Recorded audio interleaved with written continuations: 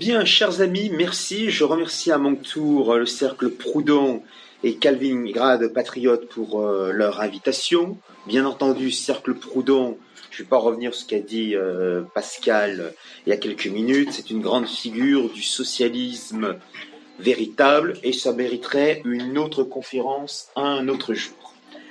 Alors, pour ce soir, c'est à quoi bon l'Union européenne? Chers camarades, chers amis, dans un mois, le dimanche 26 mai, plus de 400 millions d'électeurs sont conviés à élire leurs 705 représentants au Parlement européen pour la 9e fois depuis 1979 ou 1979, puisqu'on est de l'autre côté de la frontière française. Inscrite dans le traité de 1951 fondant la CECA, Communauté européenne du charbon et de l'acier, l'élection au suffrage universel direct d'une assemblée parlementaire supranationale ne se réalise qu'après la ferme insistance du président français Valéry Giscard d'Estaing auprès de ses 8 autres gouvernements de la Communauté économique européenne, CEE.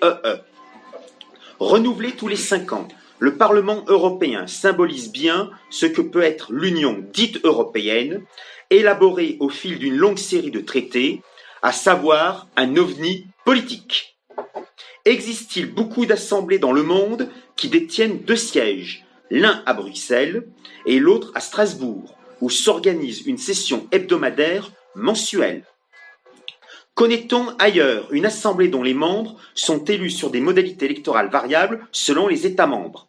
Certes, depuis le traité d'Amsterdam de 1997, la proportionnelle est obligatoire, contraignant le Royaume-Uni à abandonner pour la circonstance le scrutin majoritaire uninominal à un tour. Mais bien des distorsions demeurent. Le 26 mai prochain, les Français choisiront une liste nationale, comme ce fut le cas entre 1979 et 1999. De 2004 à 2014, l'Hexagone se divisait en circonscriptions plurirégionales sans aucune cohérence, à part pour la plus peuplée d'entre elles, l'Île-de-France. La région Rhône-Alpes était ainsi associée à Provence-Alpes-Côte d'Azur et à la Corse. Quant à l'Auvergne, elle intégrait le Limousin et la région Centre-Val de Loire. S'y ajoutent d'autres critères différents. Pour avoir des élus, une liste française doit franchir le seuil de 5% des suffrages exprimés. En Allemagne, ce seuil présent aux élections législatives régionales n'est pas requis, ce qui a permis l'élection, entre autres, d'Udo Voigt pour le NPD. Quant aux candidatures, elles varient aussi. La parité homme-femme obligatoire et discriminante pour les transsexuels ne concerne que la France et la Belgique. La présentation de candidats étrangers, citoyens d'un autre État membre de l'Union, supposée européenne, est possible en France depuis le traité de Maastricht de 1992, à la condition d'y résider depuis au moins 6 mois.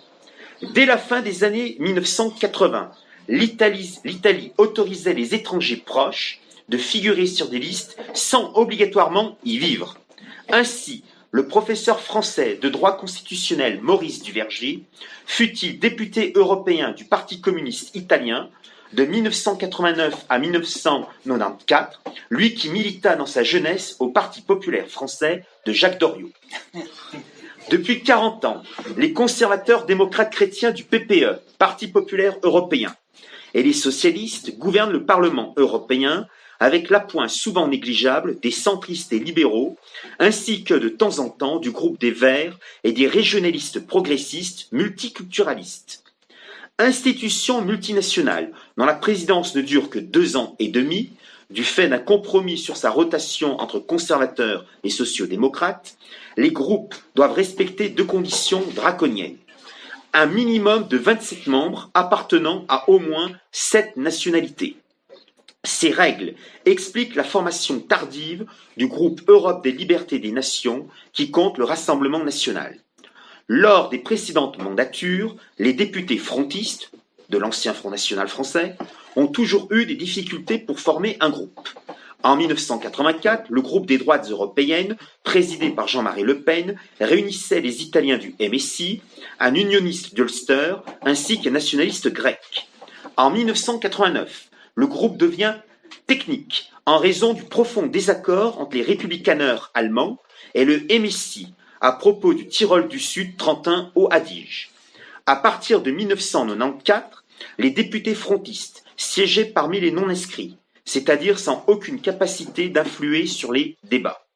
En 2007, le frontiste Bruno Gollnisch préside le groupe Identité, Tradition, Souveraineté, avant que ITS n'explose quelques mois plus tard, après les déclarations tonitruantes d'Alessandra Mussolini, la petite fille du Duce, qui accusait les Roumains, elle visait en fait les Roms, d'être à l'origine de la délinquance en Italie, ce qui entraîna le départ des 6 élus du parti de la Grande Roumanie. Entre 1999 et 2001, Jean-Marie Le Pen avait conclu avec l'italienne progressiste cosmopolite Emma Bonino un accord pour former un groupe commun avec le Flamsbloc, la Ligue du Nord et un député néofasciste italien, le groupe technique des indépendants. Or, ce groupe fut dissous, victime de l'hostilité des autres groupes parlementaires et d'une décision inique de la Cour de justice de l'Union européenne qui estimait incompatibles les sensibilités représentées par le FN et le parti radical transnational de Marco Pannella, vieil ami de Jean-Marie Le Pen. Les méthodes de travail du Parlement dit européen s'approchent de la gouvernance du roi Ubu. Outre le rôle majeur, reconnu et officiel des groupes d'influence et ou de pression, les lobbies, le Parlement de Bruxelles-Strasbourg exerce une codécision avec la Commission européenne. Il peut même la renverser, comme ce fut le cas en 1999 avec la commission du trilatéraliste luxembourgeois Jacques Santer. En pratique, les parlementaires votent à la chaîne des directives, c'est-à-dire les lois européennes, et n'en débattent qu'une fois le scrutin clos. Cette originalité fonctionnelle confirme l'incongruité permanente que s'assigne ce Parlement fictif qui décerne chaque année un prix Sakharov, et non pas Alexandre Solzhenitsyn, à un quelconque dissident quelque part dans le monde entier. Le parlementaire européen se voit en paragon moral et bienfaisant de la planète entière. Il se détourne en revanche du sort des véritables dissidents de l'Occident, à savoir l'Australien Julian Assange, l'États-Unien Edward Snowden, l'Allemand Horst Mahler, le Breton Boris Lelay, ou les Français Dieudonné, Alain Soral, Vincent Renoir et Hervé Risset, tous persécutés, harcelés, condamnés, voire emprisonnés pour crimes d'opinion. Crimes entre guillemets bien entendu. Au contraire des Allemands et des Britanniques qui noyautent ou ont colonisé les instances de l'UE, les partis politiques français préfèrent y expédier les vaincus des dernières élections, les maîtresses ou amants des dirigeants et tous ceux susceptibles de contester l'autorité du chef. En 1979, Jacques Chirac met en position éligible l'ancien Premier ministre et très anti-européen Michel Debré afin de le dévaloriser. 2 ans plus tard, Debré se présente à la présidentielle contre Chirac et ne recueille que 1,66%. Le Parlement européen reflète bien ce qu'est l'Union appelée européenne. Celle-ci naît avec le traité de Maastricht et s'adosse aux communautés européennes du charbon et de l'acier, disparu en 2002, du marché commun et de l'énergie atomique, CEA. Cette union dite européenne établit une citoyenneté européenne supplémentaire à la citoyenneté étatique. Les résidents italiens, portugais, espagnols en France peuvent voter aux élections municipales et européennes et siéger dans les conseils municipaux. Mais le droit français leur interdit la fonction de maire qui peut parrainer un candidat au présidentiel et qui participe à l'élection des sénateurs. Hors de France, ces restrictions n'existent pas. L'ancien Premier ministre socialiste français, Manuel Valls, est ainsi candidat à la mairie de Barcelone, sa ville natale. Les souverainistes et autres stato-nationalistes s'horrifient de la participation possible de ces citoyens européens étrangers à certains scrutins. À tort. Nonobstant une personnalité abjecte, Manuel Valls, maire de la principale ville catalane, rappellerait une pratique habituelle du Moyen-Âge et des temps modernes. Confrontées à des guerres civiles larvées, les communes italiennes recouraient souvent à des potestats extérieurs afin d'être administrées. Terre impériale par excellence, l'Espagne et la Catalogne renoueraient pour l'occasion avec les gouverneurs officiers de l'empereur roi Charles, venus des Pays-Bas, de Rhénanie, de Franche-Comté et d'Italie. Nicolas Perrenot de Granvelle, issu d'une modeste lignée roturière de forgerons comtois, sera le chancelier de l'empereur, écrit Robert Stokers. Le recrutement de nobles flamands ou wallons pour l'armée espagnole cessera en 1823, seulement quand l'argent des mines d'Amérique ne parviendra plus en abondance dans la métropole après l'indépendance des nations créoles. L'artésien natif d'Arras, Charles Bonaventure de Longueval, comte de Bucquoy, commandera des tercios espagnols, comme des régiments impériaux, dans les guerres terribles des 2 premières décennies du XVIIe. Henry et John O'Neill commanderont les troupes recrutées dans la Verte Erin. Le programme Erasmus facilite l'étude des étudiants dans d'autres universités européennes. Il stimule un indéniable esprit européen à l'instar de leurs très lointains prédécesseurs qui traversaient toute la chrétienté médiévale. Il incite à la formation de familles inter-européennes. En 2002, Cédric Klapisch réalisa L'Auberge espagnole, un film bobo autour du quotidien et de la vie sentimentale à Barcelone d'un Italien, d'une Anglaise, d'un Danois, d'un Allemand, d'un Français et d'une Belge. Derrière sa mièvrerie, ce film relança l'engouement des jeunes Français pour cet excellent programme universitaire. La citoyenneté européenne et Erasmus constituent 2 exemples tangibles qui font avancer l'idée européenne de quelques centimètres. Il reste néanmoins plus d'1 millier de kilomètres à parcourir. Les adversaires de l'UE l'accusent de broyer les États-nations et de les fondre dans un machin supranational. Or, son architecture institutionnelle est un savant, subtil et complexe mélange entre la coopération intergouvernementale et un fédéralisme embryonnaire. En acceptant de nouveaux membres, l'Union a dû entériner des compromis qui en font un ensemble politique flou à la plasticité surprenante. Certains membres de l'UE, le Royaume-Uni, l'Irlande, la Roumanie, la Bulgarie, n'appartiennent pas à l'espace Schengen, tandis que d'autres, hors Union européenne, comme la Confédération helvétique, le Liechtenstein, la Norvège et l'Islande en font partie. Des États signataires de Schengen, tels le Danemark, la Suède, la Pologne, la Tchéquie et la Hongrie, n'utilisent pas l'euro, à la différence de l'Irlande. On oublie aussi que l'euro a cours de manière officielle en Andorre, à Monaco, dans la République de Saint-Marin et dans la Cité du Vatican. La monnaie européenne est enfin de facto la monnaie officielle du Kosovo et du Monténégro. Exempté de l'euro et de Schengen, le Royaume-Uni a eu toutes les raisons d'adopter le Brexit, sauf que sa clique politicienne anti-Brexit fait tout pour contourner les 52% en faveur du Leave.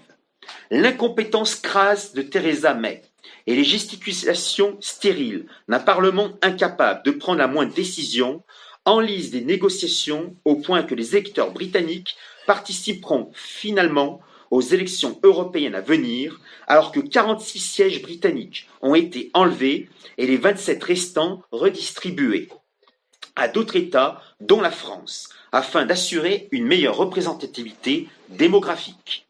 Si en 1990-1991, les indépendantistes baltes avaient agi de la sorte, l'URSS existerait toujours, ce qui aurait été probablement un atout pour la construction politique de l'Europe. Le mur de Berlin est-il tombé trop tôt? La question joue de cynisme, prévient Luke Powell. Du point de vue humain, le communisme s'est naturellement effondré beaucoup trop tard. Mais d'un point de vue politique, il s'avère de plus en plus avoir joué un rôle malheureusement irremplaçable dans la motivation de nombreux Européens à l'édification d'une Europe politiquement unifiée. En disparaissant entre 1989 et 1991, les communistes soviétiques et titistes ont réveillé les nationalismes belliqueux dans les Balkans, en Transnistrie et dans le Caucase, et accru l'emprise états-unienne sur le vieux continent. Leur chute a empêché les Européens de se donner les moyens de puissance propres à peser sur la scène internationale. Les politicards occidentaux se félicitaient alors des dividendes de la paix. Ils abolissaient la conscription obligatoire et supprimaient maints régiments. La fin de la guerre froide incita à l'impuissance européenne, au goût mortifère pour le tout commerce et à la fin de l'histoire. Le président français François Mitterrand avait un instant essayé de reprendre le concept de maison commune du soviétique Mikhaïl Gorbatchev en esquissant une confédération européenne allant de Galway à Vladivostok. Ce projet visionnaire fut aussitôt torpillé par l'occidentaliste tchèque Václav Havel. Le projet européen rata un tournant décisif et accepta sa démilitarisation mentale. Il faut reconnaître que l'ADN de la construction européenne fut d'évacuer les rapports de force dans les relations entre États européens, souligne la géopolitologue Nicole Gnizotto. On a mélangé les facteurs de guerre et les économies entre États afin qu'ils ne puissent plus se faire la guerre. L'idée même que l'Europe pourrait retrouver un appétit pour l'usage de la force et pour la volonté de puissance, qui est la raison des deux guerres mondiales au XXe siècle, l'idée d'une Allemagne s'appuyant sur des forces armées, est le dernier tabou de cette époque. Le pacifisme de l'Allemagne n'empêche pas la CDU et le SPD d'exiger maintenant que la France cède à l'évanescente Union européenne son statut de membre permanent au Conseil de sécurité de l'ONU. Après plus de 70 ans de rééducation psychologique continue, la caste politicienne allemande, largement inféodée à ses maîtres états-uniens, cherche à mieux enfermer la France dans le corset atlantiste. Le traité de Lisbonne reconnaît d'ailleurs ce scandaleux alignement, d'où la réintégration française dans l'OTAN en 2009. Berlin veut que Paris renonce à sa relative autonomie diplomatique sans que l'Allemagne ne fasse de son côté le moindre effort économique, financier ou monétaire. Pis, la Cour constitutionnelle fédérale allemande a toujours réaffirmé la pleine souveraineté de l'Allemagne au sein de l'Union dite européenne, même si cette souveraineté reste largement fictive du fait du bon vouloir des anglo-saxons. La Cour de Karlsruhe s'exprime sur le processus européen en 1974, en 1986, en 1993 et en 2009. Sa jurisprudence, toujours constante, définit l'Union européenne comme un groupe d'États dont la pérennité ne repose que sur la seule volonté de ses membres qui peuvent en sortir à n'importe quel moment. Pire, au sujet de l'Union économique et monétaire, si elle devait se révéler incapable de maintenir de façon permanente la stabilité existant au moment du passage à la troisième phase, c'est-à-dire la création de la monnaie commune européenne, prévient l'ordo-gaulliste Marie-France Garot, elle ne sera plus conforme à ce qui a été convenu. En juin 2009, l'arrêt de Karlsruhe considère que, je cite, le Parlement européen n'a pas la même légitimité que les parlements nationaux et la représentation parlementaire allemande ne peut être privée de ses prérogatives dans les domaines essentiels de la souveraineté étatique. Ces restrictions juridiques n'empêchent pas la classe dirigeante allemande de chercher à convaincre les voisins et partenaires de l'Allemagne que le sauvetage de l'Union européenne ne passe plus par l'union monétaire, mais par l'union militaire. Arrêtons de faire marcher, écrit encore cet intervenant, la planche à billets à la même vitesse, selon les directives de la Banque centrale européenne, et essayons plutôt de propulser des missiles à la même cadence. Voici la recette préconisée pour remettre l'UE sur les rails, reprendre le flambeau d'une communauté européenne de défense. Les politiciens allemands poussent à cette solution militaire. Elle écarterait la France de tout rôle effectif dans le concert international des puissances, calmerait ses retraités uniquement préoccupés par leurs pensions et éviterait de mécontenter Washington.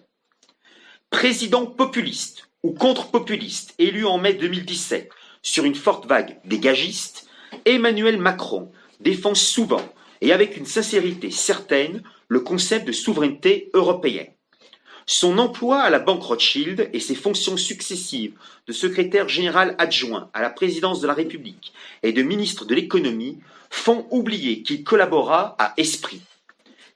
Cette revue proche de la deuxième gauche chrétienne fut fondée en 1932 par le philosophe personnaliste Emmanuel Mounier, figure de l'aile gauche des non-conformistes des années 1930. Débattant régulièrement avec les fédéralistes intégraux de l'ordre nouveau, comme Denis de Rougemont, Mounier participa un temps à l'école des cadres de la Révolution nationale d'Uriage. Or, dès 1946, bien des inscrits au cours d'Uriage, après un passage dans les maquis de la Résistance, s'installèrent dans les cabinets ministériels et contribuèrent autour de l'anglomane Jean Monnet au lancement des premiers traités européens. La Révolution nationale célébrait la communauté française, les anciens promus d'Uriage célébreraient, eux, les communautés européennes. Les définitions sémantiques s'adaptent et changent en suivant l'échelle géographique. Emmanuel Macron a déjà défendu la constitution d'une armée européenne éventuellement distincte de l'OTAN, ce qui expliquerait en partie ses nombreux déboires actuels. Reprise par Angela Merkel en fin de mandat, sans néanmoins la concrétiser, cette surprenante suggestion contredit en réalité l'histoire et les finalités de la pseudo-Union européenne. Par des discours prononcés à Athènes puis à la Sorbonne, Emmanuel Macron a cru séduire les Allemands et les pousser à une meilleure intégration européenne. L'ancienne communiste retournée par les officines de l'État profond yankee, Angela Merkel, repoussa les avances du français. On peut dire aujourd'hui que le couple franco-allemand n'existe plus. Emmanuel Macron vient peut-être de comprendre le jeu cupide de Berlin. De là les concessions qu'il a accordées aux Gilets jaunes en décembre dernier et la possible et faiblable taxation des GAFAM par la seule France pour le plus grand désespoir de Berlin. L'Allemagne craint en effet la riposte des États-Unis qui augmenterait les taxes douanières et pénaliserait toute l'industrie outre-Rhin. Avec une Italie solidement populiste par la coalition bancale Lega Mouvement 5 étoiles, une France réfractaire à l'idée de voir ses lourdes dépenses militaires comptabilisées dans les critères budgétaires de Maastricht et une Espagne politiquement instable, voire les élections générales de demain, il faut de plus en plus envisager un Deutschexit. Il est possible qu'avec le départ de la chancellerie d'Angela Merkel, son successeur, seul ou en concertation avec l'Autriche, la Slovaquie, les États baltes, la Finlande, le Luxembourg, les Pays-Bas et la Flandre belge, quitte la zone euro et adopte un euro-marque. Ce départ provoquerait soit la formation de deux zones monétaires européennes, euro du Nord et euro du Sud, soit le retour aux monnaies nationales et ou complémentaires régionales. Ce serait la fin du projet européen et très certainement la transformation du continent européen en champ de bataille virtuel ou réel entre les États-Unis, la Chine, la Turquie et la Russie. Dans un essai récent, Coralie Delhomme considère que le moteur franco-allemand est donc un mirage. Par-delà la complicité personnelle entre Charles de Gaulle et Konrad Adenauer, Valéry Giscard d'Estaing et Helmut Schmidt, François Mitterrand et Helmut Kohl, l'amitié germano-française est sabotée dès 1963, quand le Bundestag, à la demande du ministre de l'économie et futur chancelier Ludwig Erhard, ratifie le traité de l'Élysée en y introduisant un préambule ouvertement atlantiste.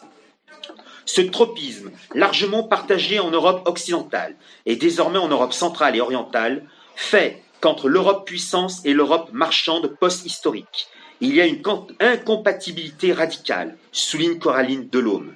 L'Europe actuelle n'a pas été conçue comme une Europe politique, mais comme une Europe du marché et du droit, où la marge des choses est soustraite à la force des passions politiques pour être placée sous le règne de la règle. L'Union pseudo-européenne confirme la dépolitisation du monde occidental envisagée par Carl Schmitt. Il n'existe pas de puissance essentielle sans tradition de sa vision de la grandeur, car ne devient grand que celui qui voit grand. Mais la faculté de voir le grand s'enseigne et se transmet au fil d'éducation risquée, avance le philosophe allemand francophone Peter Sloterdijk. Sa pratique crée dans tous les empires un athlétisme psychique et logique, plus ou moins ésotérique, qui s'associe à la géographie et à la stratégie politique. Le retour aux politiques de l'Europe n'est pas d'actualité, malgré la montée des périls. Même en cas de conflit armé, les Européens ne sortiront pas de leur torpeur psychique et comportementale. Le secrétaire général de l'OTAN, le Norvégien Jens Stoltenberg, peut par conséquent déclarer que, je cite, « l'unité de l'Europe est importante, mais ne peut se substituer, être une alternative à l'unité transatlantique. La défense de l'Europe dépend de l'OTAN, d'autant que plus de 90% des personnes vivant dans l'Union européenne vivent aussi dans un pays membre de l'OTAN. Plus que jamais, la défense européenne reste un serpent de mer. La France en a toujours fait une priorité, mais les obstacles sont nombreux, déclare encore Nicole Gnesotto. L'Europe politique n'existe pas. L'Est et l'Ouest du continent n'ont pas la même perception des menaces. Les premiers redoutent le réveil de l'impérialisme russe et comptent encore sur les États-Unis et sur l'OTAN pour assurer leur sécurité, tandis que les seconds craignent la menace qui vient du Sud. Les attaques de Trump, qui veut se désengager de l'Europe, et le retour de la guerre ont provoqué un sursaut sur le vieux continent, mais on est encore loin du compte, surtout si l'on compare les augmentations des budgets européens aux investissements massifs de la Chine et de la Russie. Il y a pourtant une urgence vitale à réagir. Le chroniqueur très politiquement correct, Christian Macarian, cite Sigmar Gabriel, l'ancien vice-chancelier social-démocrate allemand. Dans un monde où règnent les carnivores géopolitiques, nous, les Européens, sommes les derniers des végétariens. Faut-il ensuite s'étonner de la mode végane et de la propagande en faveur de l'herbe qui submerge l'Europe? Le mot-clé de cette fin de siècle, remarque encore Peter Sloterdijk, n'est pas décision, mais vécu. Les Européens n'ont plus désormais l'idée de se choisir eux-mêmes dépourvus de fondement, comme ils le firent jadis, au cours des années grises qui suivirent la guerre. Que penser de certaines affirmations qui vont sciemment à l'encontre de l'essence même de l'Europe? Les migrants, écrit une certaine Marielle Massé dans l'Obs, qui est professeur de littérature et écrivain, sont les nouveaux Européens, ceux pour qui l'Europe existe, ceux par qui pourra se maintenir l'idée d'Europe. Je répète, les migrants sont les nouveaux Européens, ceux pour qui l'Europe existe, ceux par qui pourra se maintenir l'idée européenne. Je jubile à cette idée extraordinaire. Oh là là. Et je pense, chers amis, que vous aussi. Les migrants voient surtout dans l'Europe une formidable corne d'abondance. Pas de doute. La moquette que Marielle Massé a probablement fumée était ce jour-là d'excellente qualité, tant son plaidoyer pro-immigration halogène se montre fumeux. Après l'échec de la communauté européenne de défense, la construction européenne s'est rabattue sur l'économie, abandonnant sa défense à l'allié américain, écrit Pascal Gauchon dans le dernier numéro de Conflit. Peut-elle aujourd'hui reprendre le chemin abandonné en 1954 ? Toujours dans la revue Conflit, Louis Gauthier l'espère. Par exemple, je le cite, des initiatives récentes, telles la création d'un fonds européen de défense, FEDEF, la coopération permanente structurée, CSP, l'initiative européenne d'intervention, IFI, ou encore le lancement du programme aérien futur, système de combat aérien futur, SCAF, ou du char futur, Main Ground Combat System, MGS, en coopération avec les Allemands, engage une dynamique très positive de convergence et d'intégration européenne, en particulier dans le domaine capacitaire et industriel. L'abêtissement générationnel de nos compatriotes n'invite pourtant pas à l'optimisme. Le sursaut de l'Europe boréenne par le conflit armé relève dorénavant du vœu pieux. Chef d'état-major des armées françaises démissionnaire en juillet 2017 et aujourd'hui employé d'une entreprise Yankee, Boston Consulting Group, le général Pierre de Villiers est le frère de l'ancien homme politique libéral conservateur Philippe de Villiers. Ce dernier vient de commettre un ouvrage qui dénonce les origines atlantistes de la construction européenne. L'historien Pierre Hillard écrivait avec plus de sérieux la même chose il y a plus de 10 ans. Son frère, vrai général de salon, prévenait que, pour la défense européenne, il faut partir avec un noyau de pays qui travaillent ensemble et non en imposant un engagement militaire supranational à 28 pays. On ne meurt pas pour une entité supranationale. Quand un militaire se trouve face à l'ennemi, il sait qu'il peut y laisser sa peau. Pourquoi et pour qui fait-il cela? On meurt pour la France, pour ses valeurs, pour son chef. Il faut que le ciment soit celui d'un sentiment d'appartenance à une communauté. Or, le sentiment européen, et on peut le regretter, n'est pas suffisamment fort. Oui, hélas, le sentiment d'appartenance à la communauté européenne demeure plus que ténu auprès des peuples qui la constituent néanmoins. Les peuples européens ignorent leur longue histoire. Certes, l'Europe ne vient pas de nulle part, note Laurent Wauquiez, le président des Républicains et président du Conseil régional Auvergne-Rhône-Alpes. Elle est le fruit de 3 traditions, gréco-latines, judéo-chrétiennes et des Lumières. Quelle vision courte, étriquée et incomplète de la part d'un major de l'agrégation de l'histoire en France. Manquant d'imagination, Laurent Wauquiez plagie Paul Valéry. Il ignore les 3 moments décisifs de notre européanité. La préhistoire, marqué par l'art rupestre à Lascaux et dans la grotte Chauvet. Le fait indo-européen ou boréen, qui donne une parenté anthropologique commune et une autochtonie indubitable. La période médiévale gothique, qui exprime dans sa perfection intrinsèque l'esprit ancestral cher à Dominique Vénère. Comment ne pas penser ici à l'incendie de Notre-Dame de Paris survenu le 15 avril dernier? Tous les Européens ont ressenti que les flammes portaient atteinte à une réalité symbolique dont l'Europe ne peut pas se passer, déclare Peter Sloterdijk, notre stratigraphie morale, qui s'incarne dans les grands bâtiments.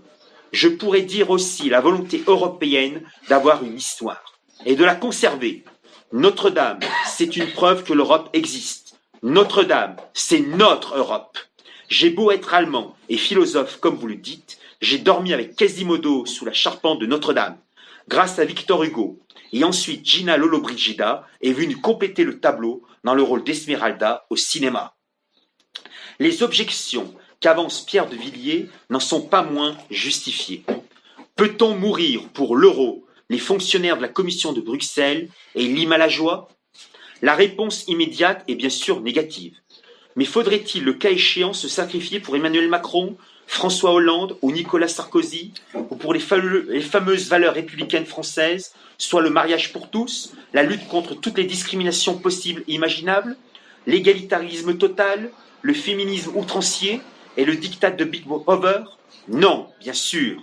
Notre loyauté va à notre vision du monde, pas au drapeau qui étouffe nos identités organiques. Le Figaro, du 16 janvier 2019, publie les résultats édifiants d'une enquête d'opinion. À la question suivante, parmi les unités géographiques suivantes, à laquelle avez-vous le sentiment d'appartenir avant tout? Bien sûr, c'est une enquête qui ne concerne que les Français. Seuls 3% ne se prononcent pas. Aurait-il été perplexe devant la brutalité et le simplisme de la question typique du caractère profondément centralisateur des Français? Une question pareille serait difficilement concevable en Suisse, où s'agencent les patriotismes communal, cantonal et fédéral, même si la vie urbaine moderne les corrode de plus ou moins lentement. Pour ce baromètre de la confiance Cevipof Opinionway, 39% montrent sans grande surprise leur attachement à la France. Les auteurs ont pris soin de ne pas mentionner la République, avec le risque d'occulter ce funeste régime politique aux fondements universalistes et cosmopolites. 23% se réclament de la ville, de la localité, du canton, au sens français, à savoir une circonscription rurale. 18% préfèrent la région, Corse, Occitan, Normand, la province, Berry, Béarn, et le département, Vendée. Plus surprenant, 11% s'attachent au monde, ce qui signifie que les mondialistes représentent déjà 1/10 de la population française, toujours d'après ce sondage. Et l'Europe, me diriez-vous? Elle ne rassemble que 6%. Loin, très loin derrière, le sentiment cosmopolite. Cette désaffection résulte de l'incurie des politiciens qui, tels les médecins de Molière, accusent sans cesse Bruxelles de tous les maux possibles et imaginables. En dépit des milliards d'euros déversés sur tout le continent, l'Union européenne pâtit toujours d'une image négative. L'Union dite européenne ne fait pas rêver les peuples. Naine géopolitique, elle devient progressivement un hospice pour vieillards séniles en paupérisation plus ou moins avancée. En eurofédéraliste convaincu, le journaliste Jean Quatremer estime que les États nationaux sont les principaux fauteurs des travers qui rongent l'UE. Son problème, écrit-il, est qu'elle n'est que l'émanation des États membres. Ce sont les États qui bloquent et peuvent ainsi faire porter le chapeau à la Commission. Dans ces conditions, le correspondant permanent du quotidien français libéral-libertaire Libération, auprès des institutions européennes, pense que, je le cite encore, l'Union n'est que la marionnette des États, et aucun d'entre eux n'est prêt à accepter qu'elle lui échappe. Il le démontre au risque de contrarier les souverainistes. L'apport législatif de la Commission n'est pas de 80%, mais seulement de 20% en moyenne sur une période de 20 ans, une proportion qui a même tendance à diminuer en dépit des compétences nouvelles. La proportion de normes européennes dans les lois nationales est comprise, poursuit-il encore, entre 30 et 40% dans les secteurs agricoles, bancaires, financiers et environnementaux, et entre 20 et 30% dans l'énergie, les transports, la santé ou encore le commerce extérieur. Jean Quatremer constate enfin la propension des États à communautariser les échecs nationaux et à nationaliser les succès européens. Il faut recouper ce point de vue, rappelons-le, pro-Union européenne, avec le témoignage du ministre grec des Finances pendant 5 mois, l'universitaire Yanis Varoufakis, qui est d'extrême gauche, ou plutôt social-démocrate. Ce dernier le présente dans Conversation entre adultes, un ouvrage remarquable. Ce membre du gouvernement soi-disant de gauche radicale s'aperçoit assez vite que les fonctionnaires européens lui mentent ouvertement, le méprisent et ne lui communiquent aucun document officiel. Il regrette que la rédaction du communiqué final des réunions européennes soit plus importante que les décisions prises à la va-vite et qui suivent toujours les recommandations de la bureaucratie continentale. Il est presque impossible de discuter dans de pareils cénacles. En effet, il revient au président de l'Eurogroupe d'introduire le sujet. Il donne ensuite la parole aux représentants respectifs de la Commission européenne, du FMI et de la Banque centrale européenne. Il laisse enfin s'exprimer dans un délai très bref les ministres. Yanis Varoufakis en déduit qu'un spectateur impartial et sensé en conclurait que l'Eurogroupe n'est là que pour permettre aux ministres de valider et légitimer les décisions prises en amont par les 3 institutions, FMI, Commission européenne, Banque centrale européenne. Il révèle la nature de l'Eurogroupe. Les traités européens ne lui confèrent aucun statut légal, mais c'est le corps constitué qui prend les décisions les plus importantes pour l'Europe. La majorité des Européens, y compris les politiques, ne savent pas exactement ce que c'est, ni comment il fonctionne. Varoufakis se rend compte que le groupe de travail Eurogroupe, EWG, est, sur le papier, l'instance au sein de laquelle se préparent les réunions de l'Eurogroupe. En réalité, ce groupe est une sorte de sombre creuset dans lequel la Troïka concocte ses plans et ses politiques. Agent direct d'Angela Merkel, Thomas Wieser était président du groupe de travail Eurogroupe. Cet organe dont le rôle est de préparer les réunions de l'Eurogroupe, là où les ministres des Finances de chaque pays prennent les décisions clés. En théorie donc, Wieser était le délégué de Joren Dijsselbloem, le ministre des Finances néerlandais et président de l'Eurogroupe. Ce que je ne savais pas et que je mesurerai plus tard, c'est que c'était l'homme le plus puissant de Bruxelles. Beaucoup plus puissant que Jean-Claude Juncker, le président de la Commission européenne, ou que Pierre Moscovici, le président aux affaires économiques et financières, le ministre des Finances de la Commission, voire en certaines occasions plus puissant que Dijsselbloem lui-même. En lisant Varoufakis, on saisit mieux les dessous du Selmayr-Gate. Bras droit de Jean-Claude Juncker, l'Allemand Martin Selmayr accède au secrétariat général de la Commission européenne en mars 2018. Quelques heures auparavant, il avait été nommé secrétaire général adjoint. Le collège des 28 commissaires a totalement démissionné, terrorisé par ce Raspoutine au petit pied, dénonce encore Jean Quatremer. C'est Selmayr qui gère tout, de la communication aux propositions législatives, une situation sans précédent de mémoire d'eurocrate. C'est ainsi à lui seul qu'on l'on doit le très décevant cadre financier pluriannuel 2021-2027 qui gèle le budget communautaire à son niveau actuel ou encore le projet de démantèlement partiel de la politique agricole commune. Malgré de fortes pressions venant des parlementaires européens, Martin Selmayr n'a jamais démissionné. Pourquoi ? Il faut connaître les formidables luttes d'influence pour comprendre le refus de la Commission européenne de créer un champion européen du rail entre l'entreprise allemande Siemens et l'entreprise française Alstom, déjà bien dépouillée par des charognards financiers états-uniens avec le consentement de François Hollande, ce qui lui aurait valu en d'autres temps un procès pour haute trahison. La préférence européenne ou communautaire, pratiquée jusqu'au traité de Maastricht de 1992, préservait l'économie de la CEE dans une perspective protectionniste listienne en référence au germano-américain Friedrich List. Dans ce cadre d'économie semi-fermée, à des intervenants extérieurs, furent conçus les projets Airbus et Ariane qui ne relèvent que de la volonté conjointe des grandes entreprises aéronautiques nationales et de le gouvernement respectif, hors d'atteinte de toute bureaucratie dite européenne. Il importe donc de vaincre le concept libéral de la CEE, écrivait encore Luc Polwes, passer résolument de la voie politique à l'Union européenne au sens de l'Empire européen. L'Europe doit réussir sa propre décolonisation. Les conséquences qui en découleront seraient, au bout du compte, un enrichissement mutuel, tant sur le plan économique que sur le plan culturel, et une véritable intégration européenne au-delà des antagonismes du passé. Dès lors, le continent se dirigerait vers une éventuelle organisation confédérale, renaissance de la patrie continentale de chacune de nos nations. Renaissance est d'ailleurs le titre de la liste pour les élections européennes du parti présidentiel français, un parti dont le fonctionnement s'apparente en partie à celui du mouvement 5 étoiles en Italie. Souverainistes, nationalistes, régionalistes et stato-nationalistes se trompent quand ils veulent la sortie de leur patrie de l'Europe. L'Europe est un continent, alors qu'ils parlent d'un ensemble politico-économique composé d'États-nations. Or, l'État-nation est lui aussi pourri, comme d'ailleurs les régions.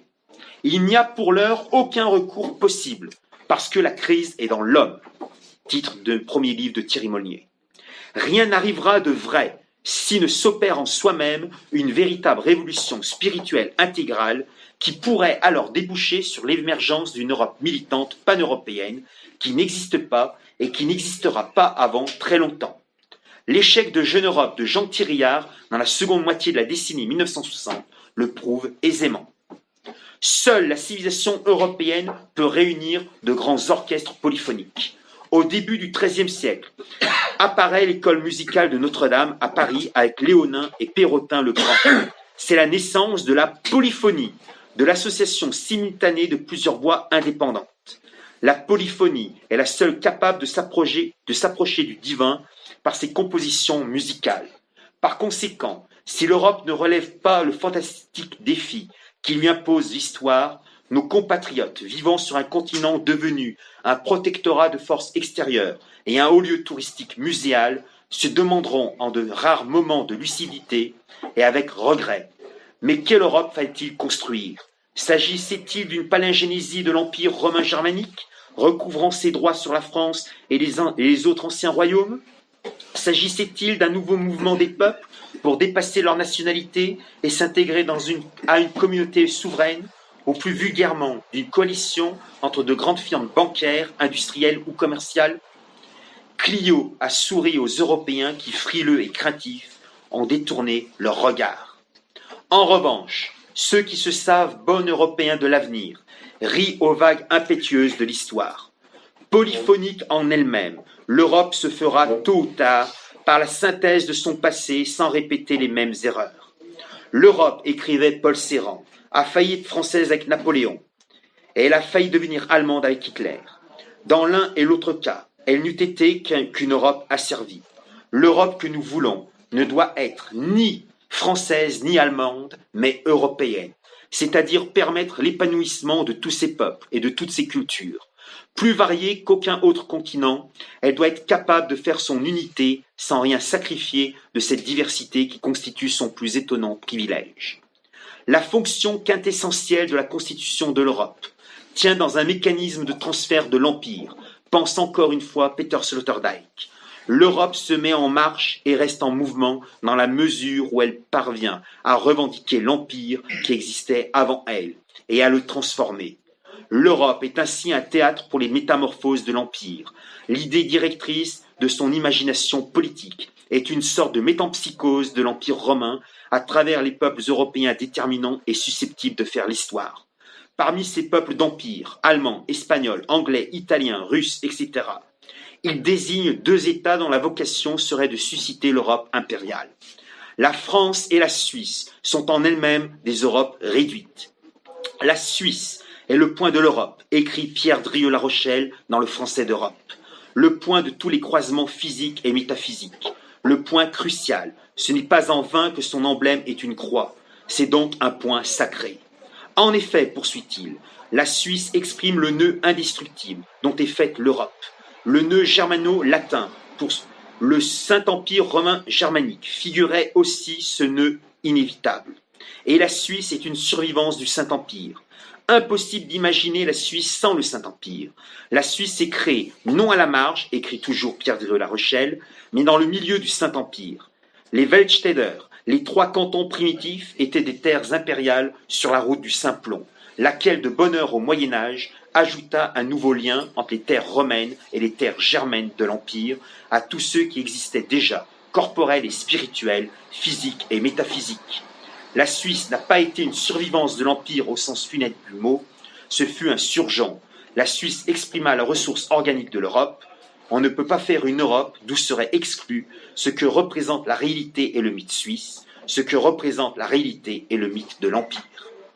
Attendons donc le taureau, ce kéros qui emportera la civilisation albo-européenne vers son destin de catéchone, rempart et bastion pour une terre médiane, de communauté holiste consciente de l'histoire tragique, et capable d'affronter les gigantesques périls d'un monde, d'un univers hyper connecté, effrayante combinaison du meilleur des mondes, de 1984, de Brésil et de la série télévisée Black Mirror.